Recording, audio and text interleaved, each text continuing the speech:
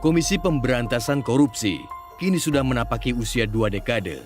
29 Desember nanti, lembaga anti rasuah yang dibentuk tahun 2003 ini akan genap berusia 20 tahun. Selama ini, nama KPK cukup moncer dengan pengungkapan kasus-kasus korupsi jumbo dan melibatkan pejabat tinggi negara. Namun dalam beberapa tahun terakhir, wibawa lembaga anti korupsi ini dianggap meredup. Sosok KPK yang dulu garang dan ditakuti, kini tak lagi bertaji. Skandal demi skandal terus bermunculan dari lingkaran dalam sendiri. Lembaga yang kerjanya memberangus korupsi di seluruh pelosok negeri ini, nyatanya justru bobol menangkis korupsi di dapur sendiri. Sungguh ironis, praktik pungli malah terjadi di rumah tahanan KPK. Juni lalu terungkap telah terjadi pungli dalam kurun waktu Desember 2021 hingga Maret 2022. Menurut data dari hasil penyelidikan oleh Dewan Pengawas KPK, nilai pungutan liar yang dilakukan petugas rutan tersebut nilainya mencapai 4 miliar rupiah selama bulan Desember tahun 2021 hingga bulan Maret tahun 2022. Dari temuan awal, setidaknya ada puluhan pegawai rutan yang menerima uang dari sejumlah tahanan korupsi. Namun hingga kini belum ada penetapan tersangka. Pun pegawai yang terlibat baru hanya dibebas tugaskan dari pekerjaannya oleh KPK. Padahal tindakan pungutan liar ini merupakan tindakan pidana. Peristiwa ini tentu saja menunjukkan runtuhnya integritas dan dapat menghilangkan kepercayaan publik kepada KPK sebagai salah satu institusi penegak hukum yang ada di Indonesia. Praswat Nugraha adalah salah satu dari 57 orang pegawai KPK yang diberhentikan pada 30 September 2021. Mereka dinyatakan tidak lolos tes wawasan kebangsaan, syarat menjadi aparatur sipil negara. Praswat beranggapan KPK saat ini dibelenggu politik hukum begitu kuat. Alhasil, kerap terjadi pilah-pilih tebang perkara.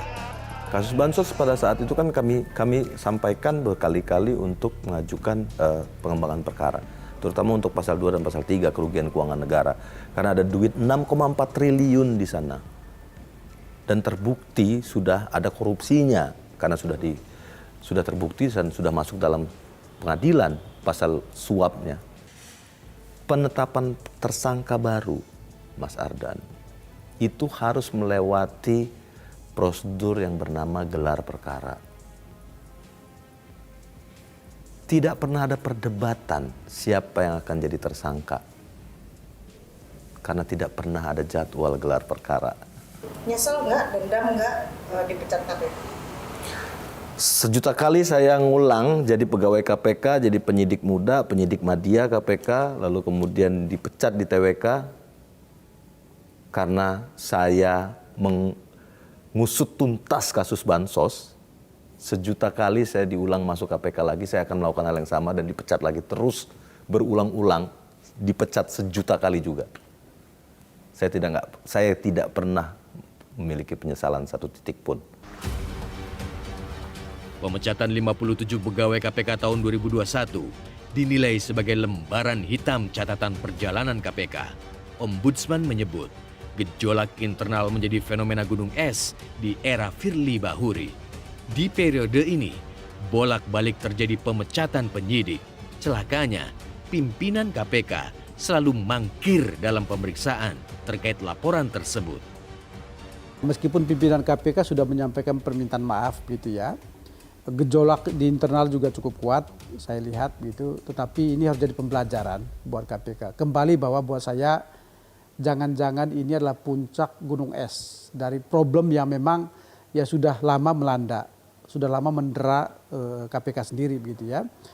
Problem soal komunikasi, soal koordinasi, soal trust, soal kepercayaan gitu ya, soal bebas kepentingan ya, soal tidak ada lagi hal-hal di luar dari sekedar soal penegakan hukum dan sebagainya. Hal seperti ini yang saya kira memang harus menjadi pekerjaan rumah besar ke depan, termasuk kasus Basarnas kemarin gitu. Buat saya akhirnya berujung pada permintaan maaf itu. Saya kira itu, dan tidak boleh ada lempar tanggung jawab bagaimanapun tidak ada pasukan yang salah, tidak ada anak buah yang salah adalah komandan, yang salah pimpinan. Indonesia Corruption Watch menilai pokok kemunduran KPK saat ini berakar pada seleksi calon pimpinan KPK. Sayangnya, catatan merah publik terhadap calon pimpinan KPK kala itu tidak digubris oleh para pengambil dan penentu kebijakan. Firly Bahuri ini bukan hanya lolos gitu ya, jadi salah satu dari 5 komisioner KPK, tapi jadi ketua KPK gitu. Dari situ saja sebetulnya kita udah tahu bahwa ini akan jadi musibah gitu ke depannya.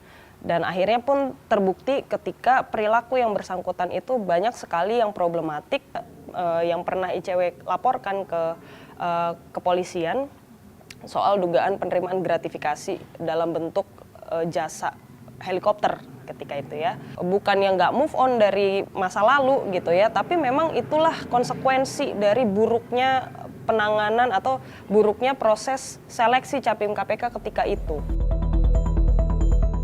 Senada dengan itu, Perhimpunan Bantuan Hukum dan Hak Asasi Manusia Indonesia atau PBHI menilai buruknya performa pimpinan KPK saat ini menyulut kinerja KPK terus terpuruk. Kami melihat bahwa kepemimpinan Firly Bahuri berdampak pada KPK secara sistemik yang kemudian menyebabkan pemberantasan korupsi di Indonesia menjadi rendah dan jatuh. Yang kemudian diteliti oleh teman-teman Indonesia Corruption Watch atau ICW, ada tren semakin rendahnya vonis bagi terdakwa-terdakwa kasus korupsi ya akibat pembuktian yang kemudian juga lemah terlepas dari berbagai macam kejanggalan di pengadilan. Jadi jelas kepemimpinan yang buruk menghasilkan performa instansi KPK yang buruk, yang hasilnya adalah pemberantasan korupsi yang juga buruk. Ada kesan bahwa KPK tidak menangani kasus Big Fish. Tentulah harus juga kita tanya. 10 tahun Lukas NMB di Papua tidak pernah tersentuh hukum. Apakah itu bukan Big Fish? Ada juga yang mengatakan bahwa selama kepemimpinan saya dan 4 rekan yang lain mengatakan bahwa tidak akan ada yang tersentuh, khususnya para pimpinan partai politik. Saya ingin garisbawahi, kami bekerja secara profesional, tunduk kepada seluruh aturan hukum dan peraturan perundang-undangan. Kerja pemberantasan korupsi semestinya bukanlah retorika semata. Komisi Pemberantasan Korupsi dilahirkan oleh cita-cita mulia. KPK sudah diberikan kewenangan begitu besar sehingga independen dan terbebas dari kekuatan manapun. Namun kini kenyataan berbalik 180 derajat. Citra KPK terus merosot di mata publik gara-gara terus menuai kontroversi ketimbang prestasi.